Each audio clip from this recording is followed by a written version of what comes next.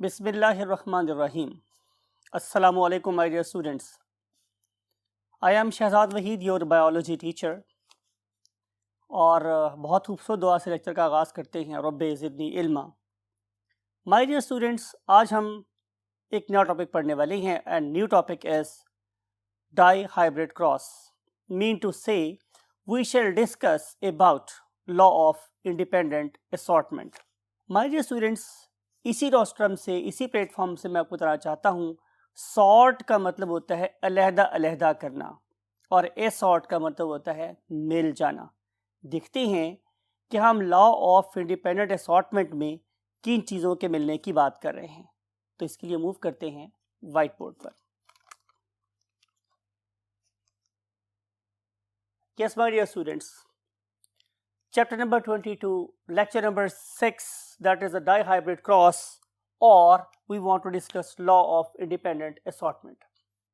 आपको याद होगा, इससे पहले तक हम लोगों ने एक वक्त में एक ट्रेट को ही स्टडी किया था, राइट? आपको याद है कि हम लोगों ने एक वक्त में या तो प्लांट की हाइट की बात की थी, और या फिर फ्लावर के कलर की बात की थी, या फिर हम लोगों ने फ्लावर की पोजीशन की बात की थी, या हमने पॉड के शेप की बात की थी। मेंडल ने भी ऐसा ही किया। आपको याद होगा, मैंने बोला था कि मेंडल के लॉज तक पहुंचने में जो सबसे बड़ा कमाल था वो था उसका सब्र। तो मेंडल ने जब सारे के सारे 7 पेयर ऑफ कंट्रास्टिंग ट्रेड्स को स्टडी कर लिया और एक लॉ बना लिया, that was called as law of segregation, तो अब उसे सोचा कि क्यों ना अपनी रिसर्च को थोड़ा सा और आगे लेके जाया जाए और अब दो ट्रेड्स को इकट्ठा किया जाए, राइट? देखते हैं what is meant by the dihybrid cross, और ये ट्रेड क्या होते हैं।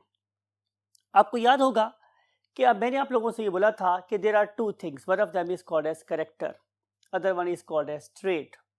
हाइट वाज अ कैरेक्टर और उसके कंट्रास्टिंग ट्रेड्स मेरे पास कौन से थे? Tall and dwarf, right? ये उसका एक कैरेक्टर का एक हाइब्रिड था, इसे बोलूंगा मोनो हाइब्रिड क्रॉस। दोबारा देखते हैं मैंने क्या बात आपसे कही है। हमने ये बात की है कि अगर मैंने कैरेक्टर स्टडी किया है हाइट का, कैरेक्टर मैंने स्टडी किया है हाइट का, और मैं इसकी दो ऑपोजिट फॉर्म को स्टडी कर रहा हूं, one of them is called as tall and other one is called as for example dwarf, right? तो ये दोनों क्या एक दूसरे के ऑपोजिट हैं, तो ये कहलाएंगे एक हाइब्रिड। ये है मोनो हाइब्रिड क्रॉस, राइट? मैंने एक वक्त में सिर्फ और सिर्फ एक ही खूबी को स्टडी किया है। एक खूबी है, उसकी दो कंट्रास्टिंग ट्रेट्स हैं, इसलिए वो मोनो और हाइब्रिड, मोनो हाइब्रिड। जब मैं एक कैरेक्टर के दो कंट्रास्टिंग ट्रेट्स की इनहेरिटेंस स्टडी करूंगा, एक कैरेक्टर के दो कंट्रास्टिंग ट्रेट की स्टडी करूंगा, तो ये कहलाएगी मोनो हाइब्रिड स्टडी, और cross will be called as monohybrid cross. On the other hand, अब मैं यूं करूं फॉर एग्जांपल कि मैंने प्लांट की हाइट की बात की है अगर, तो अब मैं बात कर लेता हूं उसमें प्रोड्यूस होने वाले सीड के शेप की मिसाल के तौर पे। तो आपको याद होगा कि सीड की दो शेप्स थी, one of them was round and other one was wrinkled, other one was wrinkled. ये एक और मोनोहाइब्रिड कैरेक्टर होगा। ये know initially it was one character, it was another independent character, ये दो इंडिपेंडेंट कैरेक्टर्स थे। लेकिन जब मैं इस मोनोहाइब्रिड और इस मोनोहाइब्रिड को इकट्ठा स्टडी करूंगा प्लस, तो फिर क्या बन जाएगा? ये एक डाई हाइब्रिड क्रॉस। इसका मतलब ये है कि जब आप दो ट्रेट्स को, दो कैरेक्टर्स को इकट्ठा स्टडी कर रहे हो, तो ये कहलाएगा डाई हाइब्रिड क्रॉस। इसका मतलब ये होगा कि डाई हाइब्रिड क्रॉस में आप ट्रेट्स दो स्टडी करोगे, 1 और 2, लेकिन ट्रेट्स कितने हो जाएंगे? 4, 1 2 3 4। आपको मेरी बात समझ आ गई? कैरेक्टर हैं दो इसकी कंट्रास्टिंग है, दो इसकी कंट्रास्टिंग है, तो टोटल कंट्रास्ट कितने हो जाएंगे? 4। बात आपको समझ आ गई? इस तरह से मेंडल ने भी सोचा और उसने एक वक्त में एक कैरेक्टर को नहीं बल्कि 2 कैरेक्टर्स को इकट्ठा स्टडी किया और उसके पेयर ऑफ कंट्रास्टिंग ट्रेट्स कितने हो जाएंगे? 2। तो टोटल कंट्रास्टिंग ट्रेट्स बन जाएंगे 4। तो टोटल कंट्रास्टिंग ट्रेट्स बन जाएंगे 4, राइट? हाँ, इस बात को बोर्ड पे अंडरस्टैंड करते हैं। मेंडल ने सबसे पहले, चूंकि वही बात है कि हमें बुक को फॉलो करना है, तो हम बुक को ही पहले फॉलो कर रहे हैं। मेंडल ने क्या स्टडी किया? उसने स्टडी किया स्टूडेंट सीड, और अब उसने इस पर्टिकुलर सीड के 2 ट्रेट्स लिए, राइट? कौन कौन से लिया my students? Number 1 shape and other one was colour, यानी कि वो सीड शेप और सीड कलर को स्टडी कर रहा था। शेप के एतबार से 2 पॉसिबल फॉर्म क्या हो सकती थी? One of them is called as round, other one is called as wrinkled. और कलर के एतबार से क्या था? One of them was of course yellow and other one was green. मैंने आपको बताई थी बात कि यूजुअली हम लोग क्या करते हैं कि हम डोमिनेंट ट्रेट को लेफ्ट पे लिखते हैं। तो शेप के एतबार से round is dominant over wrinkled, round is dominant over wrinkled and yellow is dominant over green. तो अगर मैंने एक ऐसा प्लांट स्टडी करना है कि जिसके अंदर दोनों कैरेक्टर डोमिनेंट हो, तो मुझे क्या लेना पड़ेगा? Round and yellow, right? यानी कि उस पर्टिकुलर सीड को शक्ल के एतबार से राउंड होना चाहिए और कलर के एतबार से येलो होना चाहिए, तो ही वो एक ऐसा प्लांट होगा कि जिसके दोनों कैरेक्टर्स डोमिनेंट होंगे, और वो इस कैरेक्टर के लिए क्या होगा? Pure breed. तो रिसेसिव क्या होगा? रिसेसिव डेफिनेटली ये वाला ऑर्गेनिज्म होगा जिसकी रंग ग्रीन और जिसकी शेप रिंकल्ड होगी। ये क्या है मेरे पास? रिसेसिव। नीचे ब्रैकेट लगा दी है मैंने, चलें आपकी सहूलत के लिए हम लोग यहाँ ब्रैकेट लगा देते हैं डोमिनेंट के लिए। तो राउंड एंड येलो क्या है? डोमिनेंट ट्रेट्स, और ग्रीन और रिंकल्ड क्या है? Recessive traits.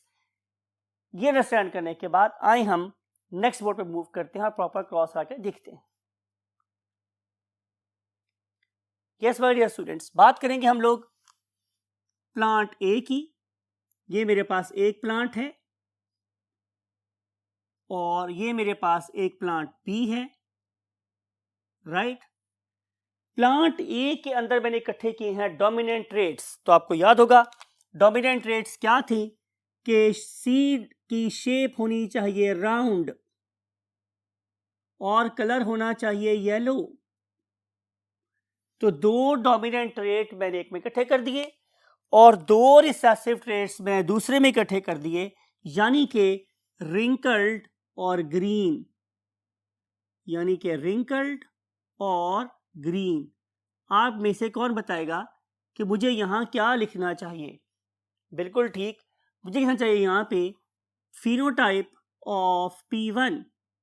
I should write phenotype of P1। ये P1 की phenotype. You know we have got a set protocol, और हमारी लाइफ में डिसिप्लिन है, तो हम क्या करेंगे? हम फिनोटाइप के बाद जीनोटाइप लिखेंगे। तो लिखते हैं यहाँ पर genotype of P1। It is the genotype of P1। क्या बताया था मेथड मैंने कि पहला लेटर लो और उसे 2 दफा लिखो। पहला लेटर क्या है मेरे पास? आर। कौन सा आर? Capital are. 2 दफा लिख दोगे कैपिटल आर। कैपिटल आर बता रहा है कि इसको मेल प्लांट से भी आर मिला है और फीमेल प्लांट से भी आर मिला है, तभी तो ये होमोजाइगस है फॉर राउंड कैरेक्टर। और इसका रिसेसिव ट्रेट क्या होगा? रिंकल्ड। और वो कैसे लिखेंगे हम लोग? स्मॉल आर, स्मॉल आर, इसी का लोअर केस लेटर। ये रिंकल्ड आपको पता है अपीयर तभी हुआ है क्योंकि ये होमोजाइगस रिसेसिव का पेयर है। तो रिसेसिव ट्रेट हमेशा होमोजाइगस फॉर्म में ही अपीयर होते हैं। और अगर मैं इसकी बात करूंगा तो फिर येलो कैसा है? कैपिटल वाई, बिकॉज के पहला लफ्ज लिया और इसे 2 मरतबा लिखा। फादर से भी कैपिटल वाई मिला है और मदर से भी कैपिटल वाई ही मिला है। और ग्रीन कैसा होगा? इसी का लोअर केस, यानी कि स्मॉल वाई, स्मॉल वाई। ये बन गई जीनोटाइप। दोबारा बोल रहा हूं, फिनोटाइप क्या है? Round yellow. राउंड येलो के होमोजाइगस ऑर्गेनिज्म की क्या जीनोटाइप होगी? Capital R, capital R, capital Y, capital Y. Wrinkled और ग्रीन ये दूसरा पेरेंट है P1 का, उसकी जीनोटाइप क्या होगी? Small R, small R, small Y, small Y. ये बन गई इसकी जीनोटाइप। कैसे बनी? इसी को लोअर केस में लिखा है, इसी को लोअर केस में लिखा है। ये इंपॉर्टेंट बात है, बहुत दफा बता चुका हूं आपको, तो याद हो गई होगी आप लोगों को। Now we want to make the gametes, तो रूल फॉलो करेंगे और यहां पे प्रॉपर क्या लिखेंगे? Gametes of P1, gametes of P1। तो जब आप P1 के गैमेट्स बनाओगे तो क्या बताया था मैंने? Gamete is a cell having half number of chromosome. भाई पहले 2 थे, करते रहे हो आधा, 1, अब कितने हो गए हैं? 1 2 3 4, तो इसका आधा क्या होगा? 2। जाहिर है 2 एक इसमें से आएगा और एक इसमें से, गैमेट बनेगा कैपिटल आर, कैपिटल वाई। एक कमी बाकी है, एक्सीलेंट, यानी कि मैंने इसके बाहर सर्कल नहीं लगाया हुआ, तो मैं सर्कल लगा दूंगा। Now it is a gamete. तो याद रखो, एक ही सेल में सारे ट्रेड्स शामिल होते हैं, राइट?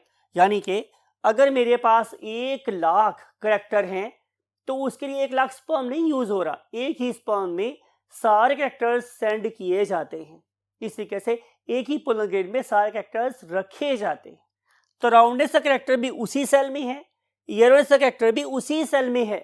अगर ये टॉल होता तो मैं लिखता RY कैपिटल T, एक ही सेल के अंदर, एक ही गैमेट के अंदर। बात समझ आई? ये भी बता रहा है कि ये एक ही सेल के अंदर कायम बंद है, एक ही सेल के अंदर बंद है। तो क्या लिखेंगे? Capital R, capital Y, circle, capital R, capital Y, circle. Same will be here. तो हम लिखेंगे स्मॉल आर, एक आर यहां से आया हुआ है और एक वाई यहां से आया है, तो सर्कल यहां भी लगा देंगे, तो बन जाएगा small R, small Y, circle. Important बात यहां पर यही है कि मैं यहां पे अगर देखूं तो 4 गैमेट्स बन रहे हैं, बनते यहां पे 4 है, लेकिन मैं एक ही दफा लिख रहा हूं क्योंकि सारे एक ही तरह के हैं। All gametes are small R, small Y. Here all gametes are capital R, capital Y. अब क्या करेंगे कि इस स्पर्म को इस सेक्स से फ्यूज करवाएंगे। Process will be called as you can say fertilization, और उसके रिजल्ट में क्रिएट हो जाएगी new generation, that is called as F1, that is called as F1। ये जनरेशन है। तो क्या लिखेंगे हम लोग? Capital R. इंपॉर्टेंट बात, इंपॉर्टेंट बात, ये है लॉकस। लॉकस क्या होता है? Position of gene. ये जो पहला लॉकस है किसका है? शेप का। तो यहां से शेप का मैसेज क्या आ रहा है? Capital R. यहां से शेप का मैसेज क्या आ रहा है? Small are.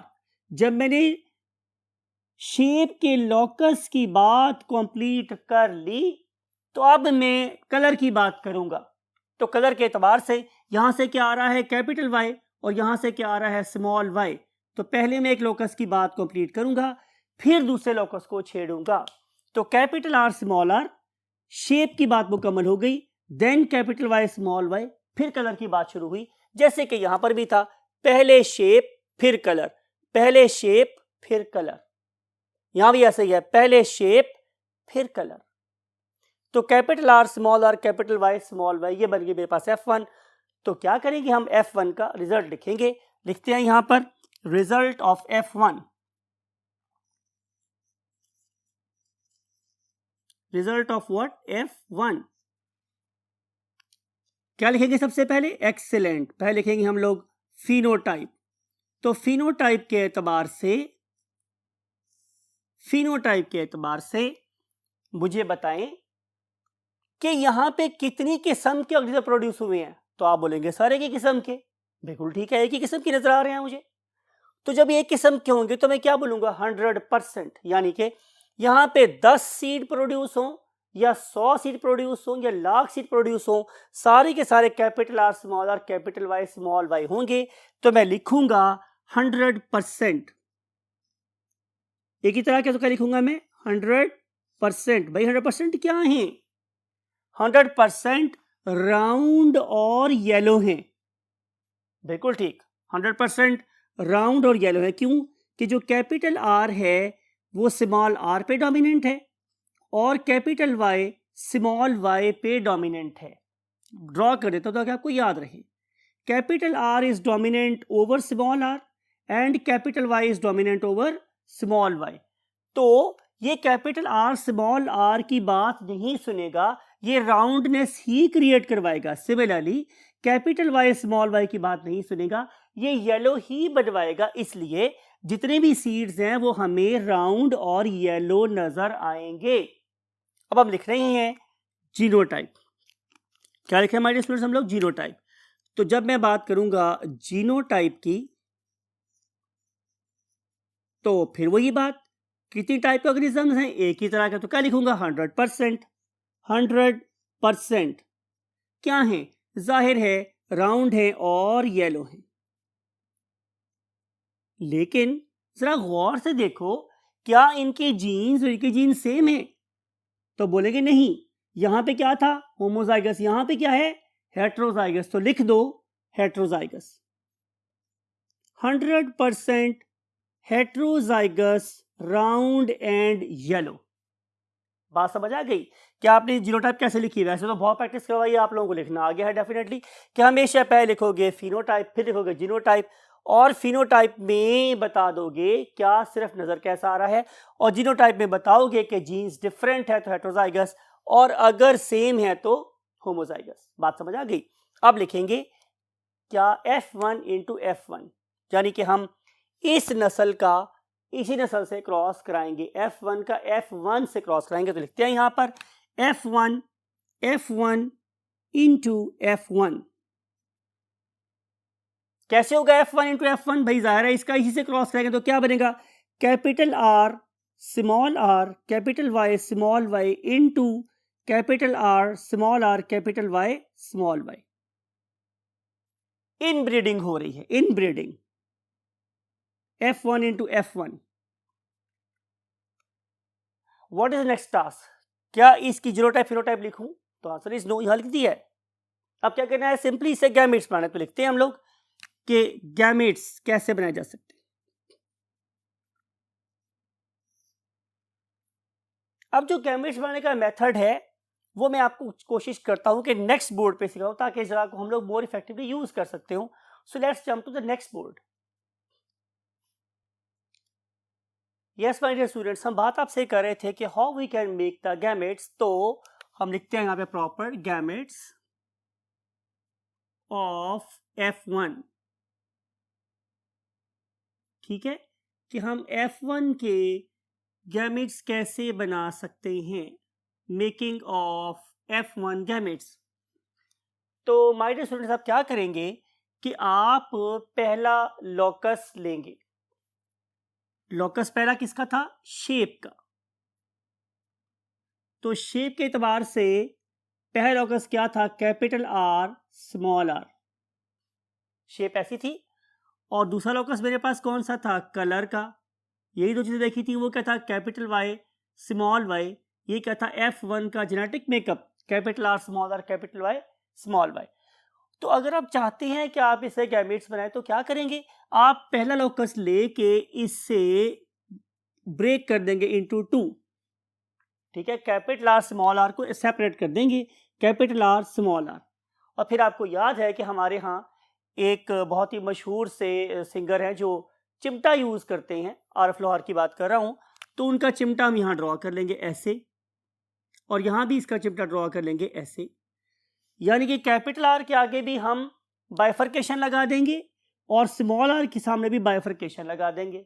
और उसके बाद सेकंड लॉकस को खोल के इन दोनों के सामने लिखेंगे, यानी कि कैपिटल Y स्मॉल y और कैपिटल Y स्मॉल y को दोनों के सामने लिख दिया मैंने।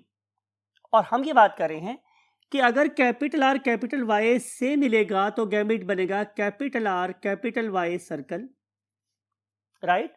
और अगर ये इससे मिलेगा तो हम लिखेंगे capital R small y circle, right. और अगर ये स्मॉल r कैपिटल Y से मिलेगा तो बनेगा small r capital Y circle, और ये बनेगा small r small y circle. तो ये चार किस्म के गैमेट्स बनेंगे। याद रखें ये चारों किस्म के गैमेट ही P1 में बने थे, लेकिन चूंकि सारे एक ही तरह के थे इसलिए हमने एक ही दफ़ा लिख दिया। लेकिन यहाँ पे चूंकि चारों डिफरेंट है तो हम 4 गैमेट्स ही लिखेंगे। पॉइंट टू बी नोटेड कि यहाँ पर भी हमने लॉकस को चेंज नहीं किया। देखो ये जो पहला लॉकस है, ये पहला लॉकस कैपिटल आर स्मॉल आर, ये सारा किसके बारे में है? शेप के बारे में। और ये सारा locus capital Y small Y capital Y small Y किसके बारे में है? कलर के बारे में है। तो आपने लॉकस को चेंज नहीं करना। बात आपको समझ आई? तो यहाँ पे 4 किस्म के गैमेट बन गए, capital R capital R small R capital Y small R small Y. यही तो लॉ ऑफ इंडिपेंडेंट असॉर्टमेंट है। आपको याद है नहीं क्या बोला था? सॉर्ट अलहदा करना, ए सॉर्ट मिल जाना।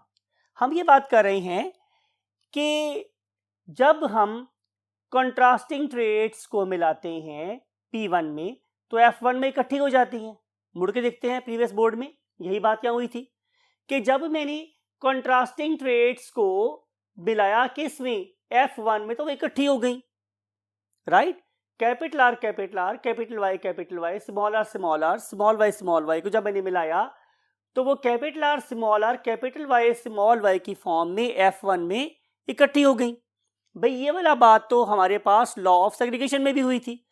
फिर ये वाला लॉ बीइंग इंडिपेंडेंट असॉर्टमेंट का लॉ कहाँ से बना? तो उसका आंसर मेरे पास है माय डियर स्टूडेंट्स कि जब हम F1 के गैमेट्स बनाते हैं तो हम ये बात करते हैं कि ये गैमेट्स के जो एलील्स हैं means capital R small R, ये जब दूसरे किसी एलील से मिलते हैं तो वो किसी कैद का शिकार नहीं होते। कि कैपिटल आर ये नहीं कह रहा है, लुक एट दिस, कि कैपिटल आर ये नहीं कह रहा है कि मैंने स्मॉल वाई से नहीं मिलना, या स्मॉल आर ये नहीं कह रहा कि मैंने कैपिटल वाई से नहीं मिलना, या ये नहीं है कि कैपिटल आर बोल रहा है कि मैंने सिर्फ कैपिटल वाई से ही मिलना है। It is not the case. यही इंडिपेंडेंट असॉर्टमेंट है कि वो एलील्स जब एक दूसरे से क्या करेंगी? दोबारा मिलेंगी, तो वो एक दूसरे की नेचर को अफेक्ट हुए बगैर मिलेंगी।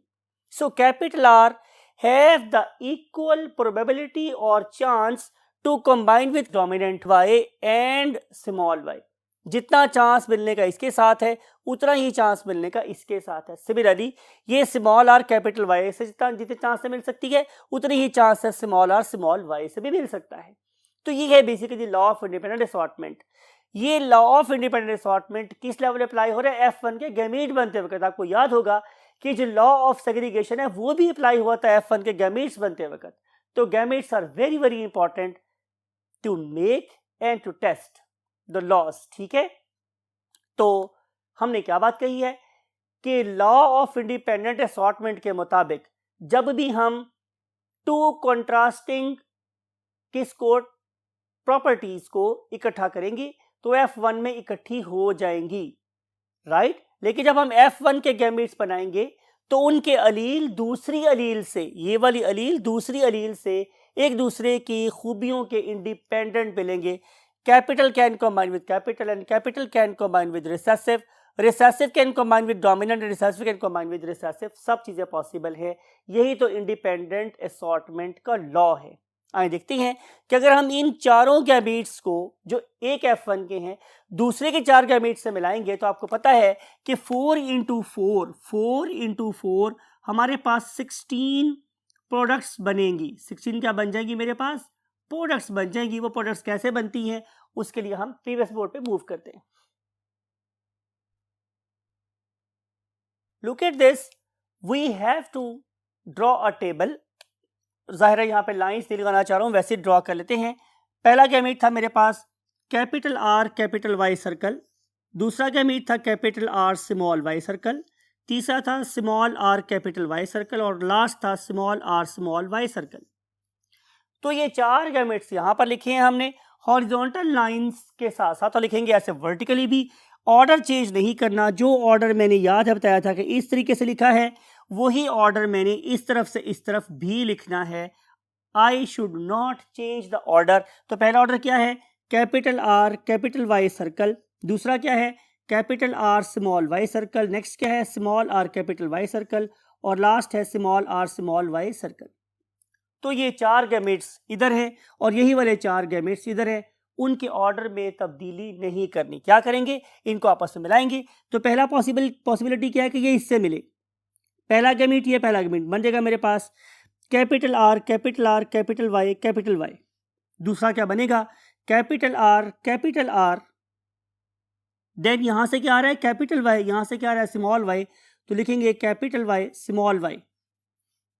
ध्यान से काम करेंगे आप लोग। अब इस 1 को 3 से मिलाएंगे, तो यहां से क्या आ रहा है कैपिटल आर, वहां से क्या आ रहा है small R, capital R small R, यहां से क्या है कैपिटल वाई, वहां से भी क्या है कैपिटल वाई, तो लिखेंगे कैपिटल वाई कैपिटल वाई।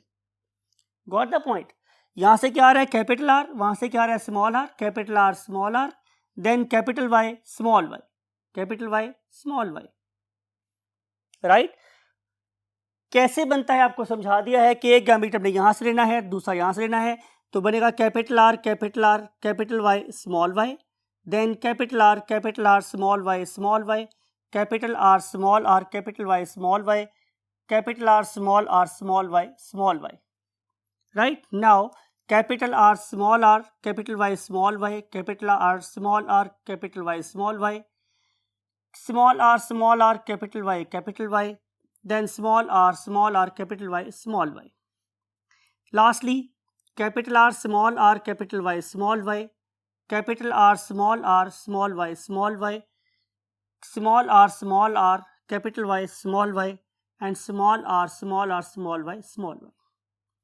तो ये बन गए मेरे पास all possible outcomes of F2। आपको पता है कि F1 की प्रोजनी ये सारी की सारी क्या कहलाती है F2, राइट। अब हम क्या करेंगे, अब हम लोग इस F2 का रिजल्ट लिखेंगे। रिजल्ट लिखते हैं आप लोगों के पास, रिजल्ट ऑफ F2,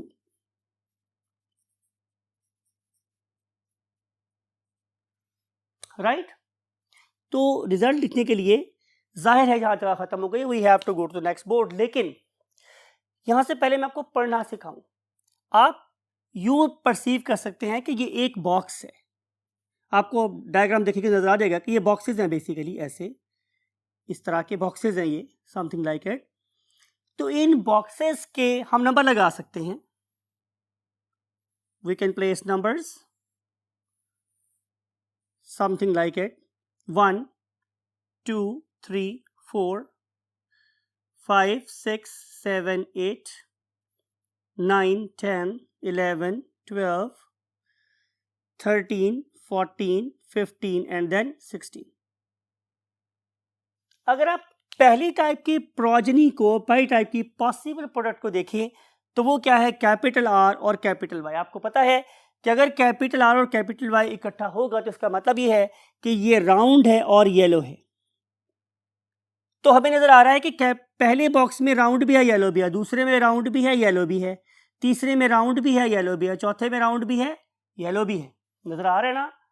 पांचवें में राउंड भी है येलो भी है, छठे में राउंड के साथ येलो नहीं है। तो 5 लिख सकते हैं हम लोग। नेक्स्ट मूव करते हैं नेक्स्ट पार्ट में। रिजल्ट लिख रहे हैं F2 का, रिजल्ट लिख रहे हैं किसका, F2 का। तो F2 के लिहाज से राउंड और येलो, फिर दूसरी टाइप के होंगे मेरे पास राउंड एंड ग्रीन, तीसरी टाइप के होंगे मेरे पास रिंकल्ड एंड येलो, रिंकल्ड और येलो, और 4 टाइप के होंगे रिंकल्ड और ग्रीन। Got the point. अब तक हमने पढ़ा है कि 1 2 3 4 और 5 ये राउंड और येलो हैं। अब देखते हैं what about sixth. Sixth is round, perfect. क्या येलो है, तो आंसर इज नो। सिक्स्थ वाला राउंड और येलो नहीं है, बल्कि स्मॉल वाई तो ग्रीन के लिए यूज हुआ था। स्मॉल वाई ग्रीन यूज हुआ था, इसका मतलब ये होगा कि ये राउंड और ग्रीन है। तो मैं लिखता हूं कि जो सिक्स्थ वन है वो राउंड और ग्रीन है, तो लिख दिया मैंने इज इक्वल टू 6। देखते हैं सातवां कैसा है। लुक एट दिस, सातवें में क्या आ गया मेरे पास, राउंड एंड येलो। आठवां है नहीं, तो सातवें का नंबर कहां जाएगा, इधर। और आठवें का नंबर क्या है, राउंड एंड ग्रीन, कहां जाएगा, हियर। अब हम चलते हैं नंबर 9 पे। नंबर 9 कैसा है? Round and yellow. किस कॉलम में जाएगा? यहां। Got the point? What about 10th? Round and yellow, यहां जा रहा है। What about 11? 11 is smaller, very smaller here. तो स्मॉलर इज फॉर रिंकल्ड, तो लिखेंगे रिंकल्ड। स्मॉलर फॉर रिंकल्ड, तो लिखेंगे wrinkled. What is capital Y? Yellow. तो कहां जाएगा? रिंकल्ड और येलो, इस कॉलम में जाएगा। तो कॉलम नंबर मेरे पास क्या है? 11 will come here. What about 12? 12 is wrinkled yellow, कहां जाएगा? रिंकल्ड येलो, ये तो यहां लिख दूंगा मैं 12। Now we want to move to 13।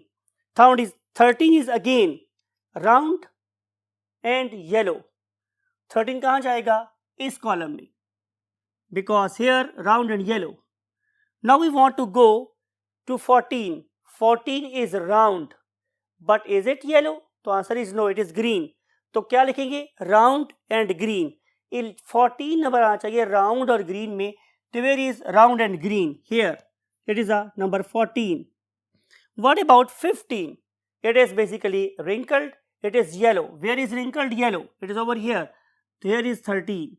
Last one is wrinkled and green. Wrinkled and green. Wrinkled and green. You can see over here. तो क्या बन जाएगा मेरे पास? 16 आएगा, wrinkled green over here. Right. अब अगर मैं इनको काउंट करूं तो देखते हैं क्या रिजल्ट निकलता है। तो 3 और 3 6 और 3 9। 9 इस तरह के हैं। 9 किस तरह के हैं? Round yellow. 3 1 2 3 3 इस तरह के हैं, यानी कि राउंड और ग्रीन। और 3 किस तरह की हैं? Wrinkled yellow. Answer is 3। और बाकी क्या बच गया है? एक कितना है? कैसा है? सॉरी, रिंकल्ड और ग्रीन। इन सबको ऐड कर दो तो क्या आएगा? 9 और 3 12, 12 और 3 15 और 1 16। तो टोटल आउटकम इज 16। इसका मतलब ये है कि हर 16 में से 9, हर 16 में से 9 कैसे होना चाहिए? Round yellow. हर 16 में से 9 लिखेंगे 9/16। हर 16 में से 3 राउंड ग्रीन होना चाहिए, तो लिखूंगा ओवर 16। फिर रिंकल्ड येलो कितना होगा? 3/16। और रिंकल्ड ग्रीन कितना होगा? 1/16। यानी कि हर 16 में से सिर्फ एक सीड ऐसा होने का चांस है कि जो रिंकल्ड हो और ग्रीन हो। तो सबसे ज्यादा नंबर ऑफ सीड्स किस तरह के होंगे? डोमिनेंट ऑर्गेनिजम्स की तरह से, मींस राउंड और येलो की तरह से। अब हमारे पास basically law of independent assortment क्या है कि जब भी हम 4 कॉन्ट्रास्टिंग ट्रेड्स को आपस में मिलाएंगे तो उसके रिजल्ट में वो चारों के चारे कॉन्ट्रास्टिंग ट्रेड्स F1 में इकट्ठे हो जाएंगे। लेकिन जब हम उनको F1 के गैमेट्स बनाने की बारी आएगी तो हमें नजर आएगा कि दे कंबाइन और assort independent of each other. एक दूसरे की जात पात मजहब फिरका सबसे बुलंद होके वो क्या करेंगे कि वो इंडिपेंडेंट एक दूसरे से मिलेंगे। Capital R can combine with capital Y, capital R can combine with small Y, no difference at all. जितना डोमिनेंट से मिल सकता है उतना ही डोमिनेंट रिसेसिव से भी मिल सकता है। उसके रिजल्ट में बनते हैं मेरे पास 4 टाइप से गैमेट्स। जब मैं इन 4 टाइप से गैमेट्स को 4 टाइप के गैमेट्स से मिलाता हूं तो इन टोटल मेरे पास 16 टाइप्स के प्रोजेनी या ऑफस्प्रिंग प्रोड्यूस होते हैं। और जब मैं इनको काउंट करता हूं तो मेरे पास उनकी फिनोटाइपिक रेशियो हमेशा 9:3:3:1 आती है। यानी कि 16 में से 9 इस तरह के, 16 में से 3 इस तरह के, 16 में से 3 इस तरह के और 16 में से 1 इस तरह का। तो रेशियो आएगी 9:3:3:1। राइट। अब हम अगली बात करते हैं। इसी लॉ में हम लोगों ने एक बात और कही, वो है बड़ी इंपॉर्टेंट बात, जरा गौर से सुनिएगा कि अगर आप लोग एक ट्रेड क्या लेते हैं, आप लोग एक ट्रेड और उस पर्टिकुलर ट्रेड की आप प्रोबेबिलिटी फाइंड करते हो, उस ट्रेड के अपीयर होने के चांस को फाइंड करते हो। मैंने बात की है एक पर्टिकुलर लॉकस की, फॉर एग्जांपल मैं सिर्फ राउंड और रिंकल्ड की बात कर रहा हूं, राइट। मैंने बात कर रहा हूं मोनोहाइब्रिड क्रॉस की।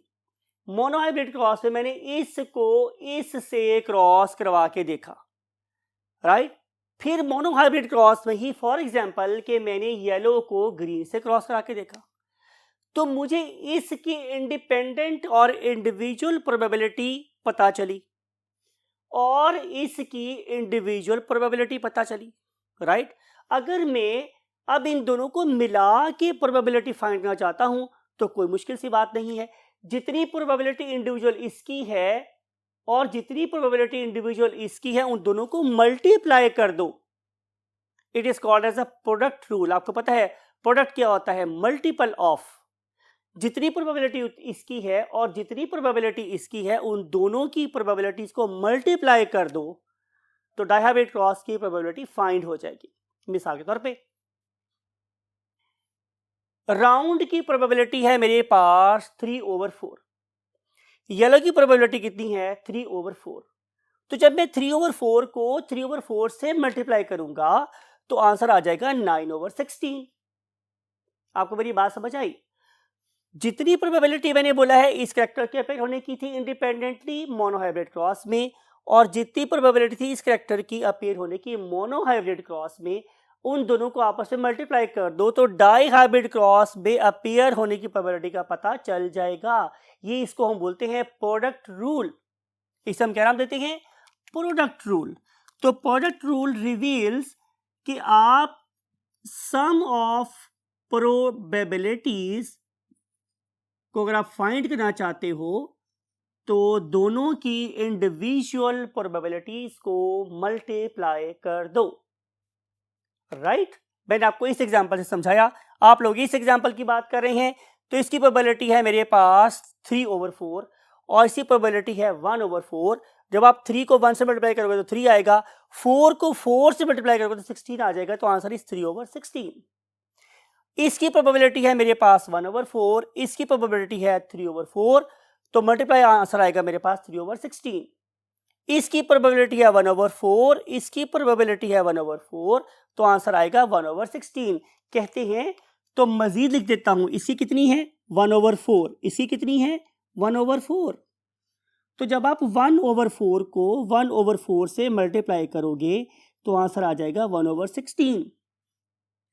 इसकी प्रोबेबिलिटी है 1/4, इसकी है प्रोबेबिलिटी 3/4, तो जब 1/4 को 3/4 से मल्टीप्लाई करोगे तो आंसर आ जाएगा 3/16।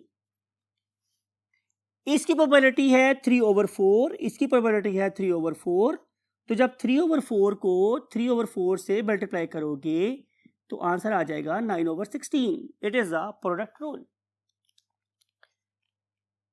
आखिरी बताशी करें हमारे डियर स्टूडेंट्स, सबसे अहम बात यह है कि मेंडल की ये लक थी कि जितने भी जीन्स उसे स्टडी किए वो सारे के सारे इंडिपेंडेंट क्रोमोसोम्स के ऊपर एग्जिस्ट करते थे। अगर ये वाले जीन्स इंडिपेंडेंट क्रोमोसोम पे एग्जिस्ट ना कर रहे होते तो शायद मेंडल साहब कभी भी लॉ ऑफ सेग्रीगेशन और लॉ ऑफ इंडिपेंडेंट असॉर्टमेंट को डिवाइस करने में कामयाब ना होते, राइट। ये जीन्स आपको पता है कि ये जीन्स क्रोमोसोम के ऊपर किसी खास पोजीशन पे रिजाइड करते हैं जिन्हें हम लोग लोसाई और सिंगुलर फॉर्म में लॉकस का नाम देते हैं। जीन्स इंडिपेंडेंटली क्रोमोसोम पे एग्जिस्ट कर रहे थे, देयरफॉर वो इंडिपेंडेंटली असॉर्ट भी हो गए। लेकिन बहरहाल मेंडल की लक कह लें या आइंदा आने वाली जो रिसर्च थी उसकी स्ट्रॉन्ग फाउंडेशन कह लें कि हमें नसीब होना थी, तो अल्लाह रब्बुल इज़्ज़त ने उससे प्रॉपरली पाइसम सटाइवम सेलेक्ट करवाया और उसके रिजल्ट में लॉ ऑफ डोमिनेंस भी हमें मिला, लॉ ऑफ सेग्रीगेशन भी हमें मिला, लॉ ऑफ इंडिपेंडेंट असॉर्टमेंट भी हमें मिला। तो ये सारे के सारे लॉज का बाहर जो बेस है, जो फाउंडेशन थी, he was basically John Gregor Mendel. अब जॉन ग्रेगर मेंडल के बारे में जितनी भी बातें आपकी बुक एंड पे लिखी हुई हैं वो सारी की सारी बातें मैं आप लोगों को इस पर्टिकुलर लेक्चर्स के सीरीज से स्टार्ट होने से पहले ही बता चुका हूँ, राइट। आपके लिए थिंक पॉइंट छोड़ के जा रहा हूँ कि मैंने आप लोगों को मोनोहाइब्रिड क्रॉस में या लॉ ऑफ सेग्रीगेशन में टेस्ट क्रॉस करके दिखाया था। आई विश कि अगर आप लोग इस पर्टिकुलर ऑर्गेनिज्म का क्या करवाएं, टेस्ट क्रॉस करवा के दिखाएं, ठीक है। फिर सेकंड पॉइंट आप लोगों से ये कहा जा रहा है कि आप लोगों की बुक में एक छोटी सी एक्टिविटी दी गई है, वो एक्टिविटी है प्रोबेबिलिटी फाइंड करने की। मैंने आपको पहले भी बोला था कि genetics is nothing other than finding the probability, इस करेक्टर के अपेयर होने की प्रोबेबिलिटी क्या है 16 में से 9। इसकी प्रोबेबिलिटी क्या है 3/16। इसकी प्रोबेबिलिटी क्या है 3/16। इसकी प्रोबेबिलिटी क्या है 1/16। आपसे ये कहा जा रहा है कि दो ऑर्गेनिज्म है, दोनों ब्लैक हैं, राइट, दोनों ब्लैक हैं, उनके यहां एक पहला बेबी अल्बाइनो प्रोड्यूस हुआ है। आप ये बताएं कि उसी कपल के यहां दूसरा बेबी भी अल्बाइनो प्रोड्यूस हो, इसका कितना चांस है, राइट। इन्हीं दो बातों का मैं आपको कल जवाब दूंगा। मैं आपको फिलहाल इसी थिंक पॉइंट पे छोड़ के जा रहा हूं एंड हमेशा की तरह से दुआ करूंगा कि आप अपना और अपने पेरेंट्स का बहुत ख्याल रखते हुए कामयाब हों। और हमेशा बोलता हूं नमाज ज़रूर पढ़ा करें, और जब कभी नमाज पढ़े दुआ करें तो हमें भी दुआ में ज़रूर याद रखें। अल्लाह हाफिज़।